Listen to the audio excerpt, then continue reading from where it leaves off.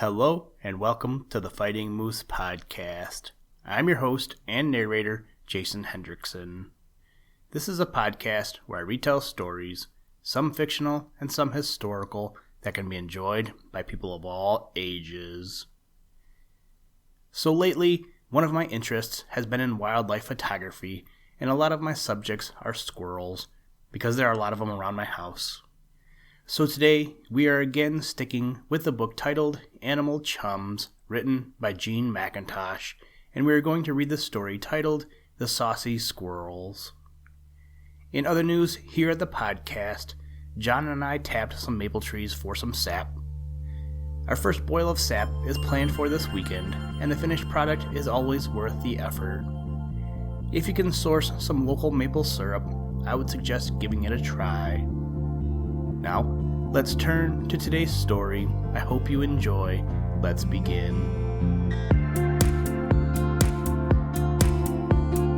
Liftoff. We have a liftoff.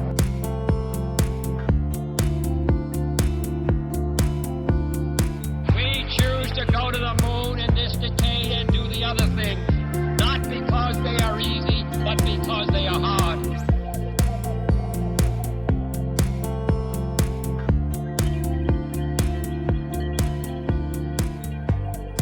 The Saucy Squirrels. "Do tell me a story, Auntie," said Maggie one evening. "Very well," answered Auntie. "It is just half an hour before bedtime. Now what shall I tell you?" "It must be a true story," said Maggie, "because, we agreed that bedtime stories must be true. Do you know anything about squirrels?" "Yes, I do," answered Auntie, "and I will tell you about them. One day, not very long ago, Auntie Jess and I went for a walk in Regent's Park. Now, you may remember that this park is quite near to the zoo, and as you walk along, you can hear the roaring of the lions and the shrieking of the different animals in their cages not far away. It was a beautiful spring day, and Auntie Jess and I were sauntering along one of the walks when suddenly she said, "Look! Look!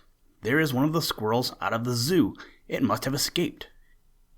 And there, sitting in the middle of the path before us, was a lovely gray squirrel with its bushy tail curled up its back. "Ah, how pretty it is," I cried. "See, it is not a bit afraid." Auntie Jess threw some biscuit to it, and it came close up to us. "Why," I cried, "I do believe there are some more coming to us." And down the trees they came, helter-skelter, along the grass as fast as they could. "Well," said Aunt Jessie, "I had no idea there were squirrels here." "Nor I," I said. "Let us go and buy some nuts and buns for them to eat." "Yes, do," said Auntie Jess, and off we went. We came back in a very short time, and when the squirrels saw us, they came scampering along once more. I stood with my back to the railings, and one bold little squirrel climbed up my back. Then it ran along my arm as I held it out and took nuts out of my hand. Then some would climb up my dress, and when I looked up, I saw one saucy little squirrel sitting on Auntie Jessie's shoulder. Another one, who was not very hungry, took a nut and ran along the grass, scratched away some leaves with his foot, made a little hole, dropped the nut inside, covered it all up again with the earth and leaves, and then came back for more. Oh, he was a funny little fellow. You see, that was his cupboard, and he kept all his food there until he was hungry enough to eat it. "How pretty they must have been," said Maggie. "Yes, they were indeed," answered Auntie, "and some day I shall take you there, and you can then feed them yourself." After we had fed the squirrels, it was time for us to come home. As we were coming along the lane, I found something awfully nice. Can you guess what it was? "A purse," answered Maggie. "Wrong," said Auntie. "Try again." "A bracelet." "Wrong again," said Auntie. "I will tell you." Just as Auntie Jessie and I were coming past the orchard, we spied a black-looking object in the path before us. As we got nearer to it, we found out it was a tiny young blackbird. It had flown down from its nest in the tree and now was too afraid to move. I took it in my hand, and how its little heart did beat. It was very much afraid. Then I went into the orchard and put it in a place of safety, and it fluttered away.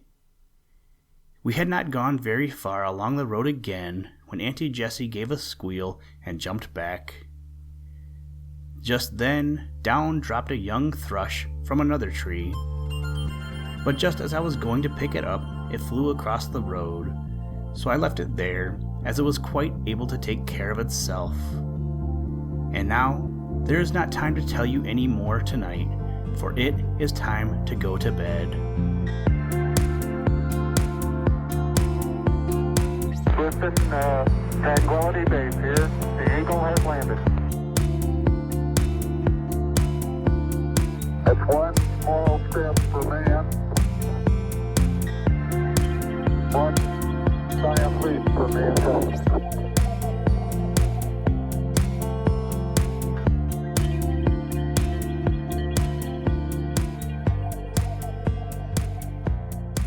Thank you for listening to this episode of the Fighting Moose Podcast. Please join us next time as we read another exciting story. Today's music was provided by the artist Analog by Nature, and the audio clips were provided from NASA. For more information to download and or listen to audio or materials from all our recordings, or to contact us, please visit www.thefightingmoose.com, or you can follow the links in the show notes. If you enjoy the podcast, please leave us a review wherever you get your podcast or on iTunes, and tell a friend. Thank you for your patronage, and as always, try and do a random act of kindness every day. Mission complete, Houston. After serving the world for over 30 years, the space shuttle turned its place in history and has come to a final stop.